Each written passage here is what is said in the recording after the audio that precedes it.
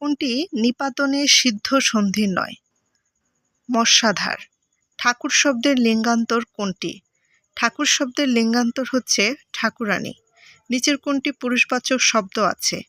পুরুষবাচক শব্দ আছে শাড়ি। যে মেয়ের বিয়ে হয়নি এর বাক্য সংকোচন কোনটি? তাকে বলা হয় অনুরা।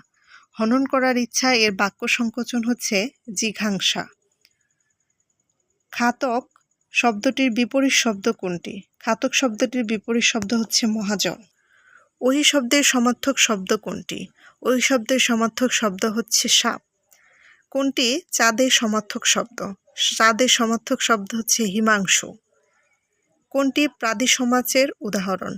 প্রাদি সমাসের উদাহরণ হচ্ছে প্রগতি। কানে কানে যে কথা কানাকানি, এখানে কানাকানি কোন ধরনের বহুব্রী সমাস? কানাকানি হচ্ছে বেতিহার বহুব্রী সমাস।